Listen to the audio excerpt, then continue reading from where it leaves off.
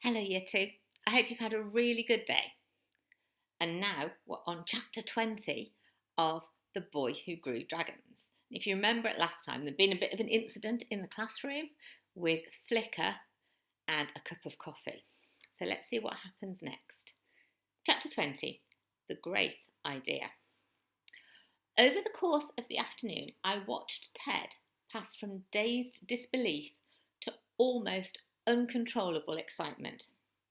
When the last bell finally rang, he dragged me, Kat and Kai to the corner of the park, to the little copse of trees where we made our dens. Well, show them then. Show us what? Asked Kat. Yeah, said Kai. Dude, you've been off the scale weird all day, and now you've got Ted at it too. Ted was grinning from ear to ear, like the cat who'd got the cream. And before I could say anything, he blurted out, "It's true, he's only gone and got an actual real live dragon." Kat and Kai stared from Ted to me and back again, obviously trying to suss out where the wind-up was heading. Then, figuring that they should just play along, Kai called our bluff. "Okay then, show us." So I did. I opened my pocket and let the twins peer in at the glowing red dragon nestled there. His warm, smoky smell floated up towards us, and this time there was no talk of me telling stories. There was a moment's stunned silence, and then, "This is the most awesome thing in the world ever!" Kai shrieked. There you go, they're looking. "The totally awesomest," agreed Kat in an awed whisper, her eyes not leaving Flicker for 1 second. And they weren't wrong.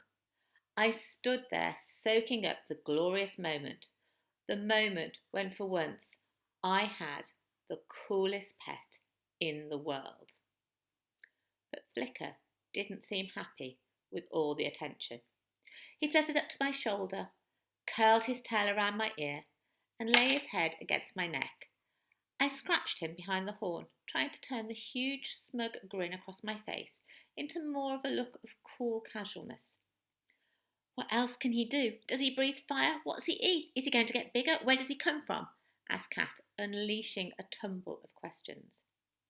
"It's more sparks than fire at the moment," I said, laughing, "and he eats leaves and vegetables." I didn't want to admit that for the rest I was about as clueless as they were. They were looking at me like I was this expert dragon whisperer or something, and I didn't want to spoil that. It didn't take Flicker long to get used to the others, and soon he was fluttering from hand to hand. "He's so cute," said Kat, running her finger down his spiny back. "Do you think he understands stuff?" said Ted. "I mean, could we train him, do you think?" They tried calling him from one to another, and although once or twice Flicker flew onto the hand of the person that had called him, mostly he didn't. "He's still a baby," I said, feeling like I wanted to stick up for him.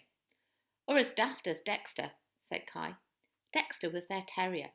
They'd had ideas of training him up to do cool circus tricks when he was a pup, but the most they'd ever got him to do was to sit and stay, and now he didn't do that very often. "Can he come home with us?" Kai said suddenly. No," I said. "Why not? You've had a turn. You've had him for ages." "He's not a toy," I said crossly. I made out that I was sticking up for his rights as a majestically free and independent animal, but actually I was overcome by a very deep feeling that I didn't want anyone else having the coolest pet any of us had ever owned. "I didn't say that," said Kai. "I just meant we should share him." It was true that we did share most stuff. Toys, books, games, all got swapped from house to house. But Flicker was different. "He's mine," I said quietly. Kai scowled. It reminded me of how Lolly looked just before she lost it. Of course, Kai was old enough not to go supersonic, but I could see that he was pretty ticked off.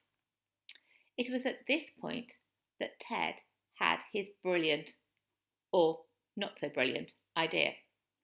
"Hang on, didn't you say there were others that hatched out of those weird fruits?" "Yeah," I said, knowing exactly where this was heading. "Well then, we could all have one, couldn't we?" Goodness me, that sounds like a bit of a recipe for disaster, but we'll find out more about that tomorrow. Bye for now, Year 2. See you soon.